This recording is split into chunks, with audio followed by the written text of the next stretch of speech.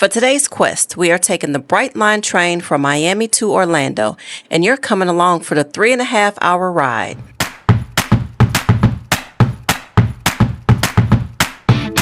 After wrapping up our Virgin Voyages cruise, it was time to head north to Orlando. Now, we could have rented a car and made the drive ourselves, but instead we decided to try something we've been wanting to experience for a while, a train. We've taken a high-speed train before when we traveled from Paris to Amsterdam, but we had yet to take the ride in the States, so we were excited. If you're not familiar with it, Brightline is a high-speed passenger train that connects several cities throughout Florida, including Miami and Orlando. And honestly, after several days of vacation, the idea of sitting back and letting someone else do the driving sounded pretty good. So we left the port of Miami behind and made our way through the always calm, peaceful, and absolutely never congested Miami traffic. Okay, maybe not. But eventually, we made it to the Brightline's Miami station to see what all the hype was about. The station itself felt more like an airport terminal than a traditional train station. There were restaurants, coffee shops, plenty of seating, and honestly, if nobody told me I was catching a train, I probably would have guessed I was waiting for a flight. We both were really surprised at how big this train station really was. Of course, we had to figure out where to go, and we were probably looking a bit lost. After check-in, we headed upstairs to explore before boarding.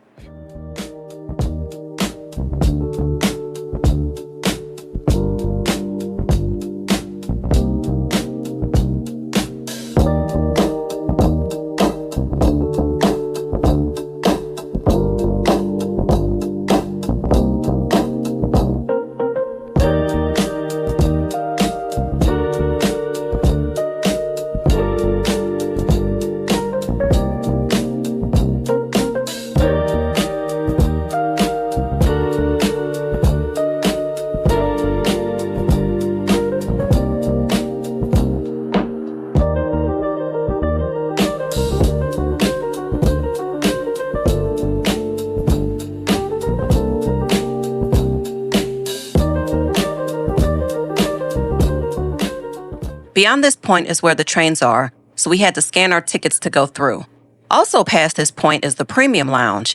Since we were traveling with premium tickets, we had access to this particular lounge. Inside the lounge, there was plenty of seating, complimentary snacks, drinks, coffee, and even some workstations if you happen to be one of those people who enjoys being productive while traveling. Note, we are not those people. We were much more interested in what all the lounge had to offer. They even had some juice, beer, and wine. They also served breakfast, lunch, and dinner.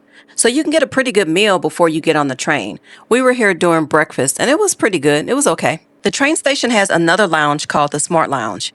The biggest differences between the two is that the Premium Lounge offers complimentary food and drinks and an atmosphere similar to an airport lounge, whereas the Smart Lounge does not offer complimentary food nor drinks.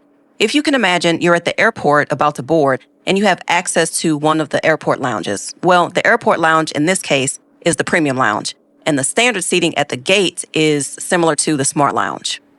Before long, it was time to board. One thing we noticed was how organized and easy the boarding process was.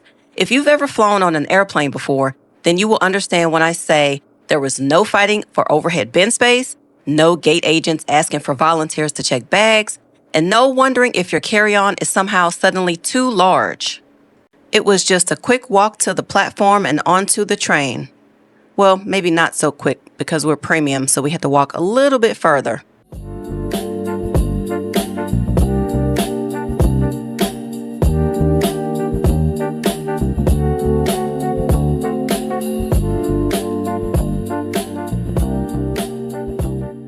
Once inside, we found our seats, sat down, and got comfortable.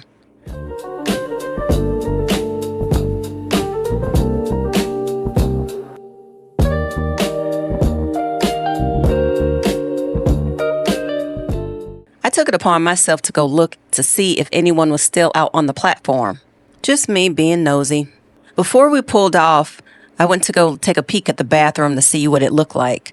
It looked nice. I mean, as nice as bathrooms can be, but I don't think we were expecting it to be that big of a space.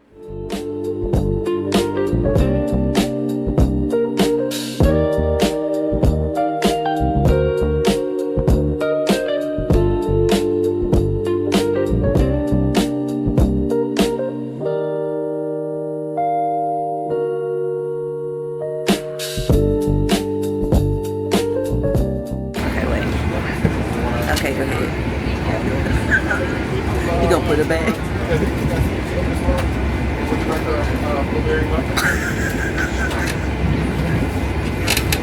Our seats faced each other with a table in the middle. The table had an extension where another smaller sort of tray table pulled out. It wasn't much, but if you wanted to sit something on it, at least it would bring it closer to you. So if you had your laptop on it or maybe even your phone, then that will work perfect. We each had a plug on our respective sides of the table as well as a plug in the armrest of the seats.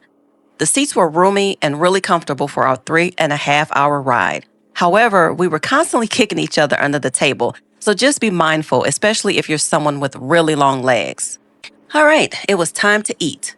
We received a menu to look over the items. However, since we were in premium seats, we had a box of goodies that were complimentary.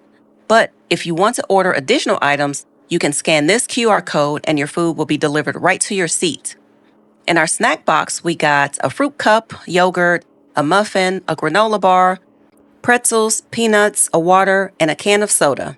After we ate, we sat back, relaxed, and enjoyed the view for a while. The last time we were on a train, it was a high-speed train going from Paris to Amsterdam, and that was in 2023.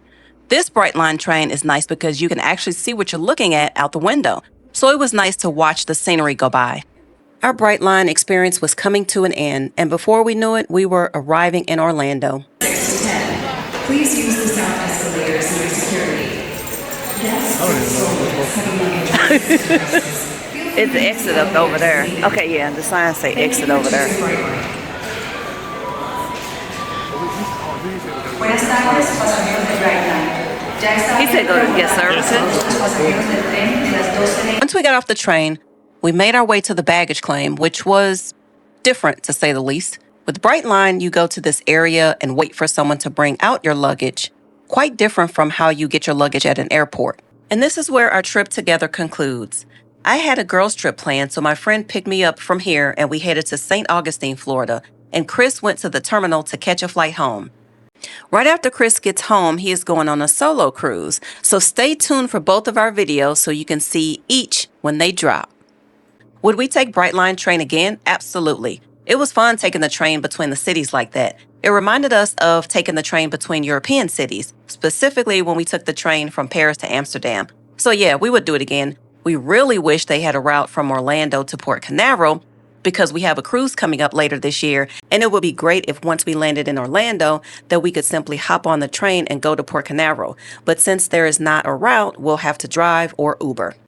If you've liked this video, please give it a like and tell us in the comments if you've taken Brightline before, and if so, how was it for you?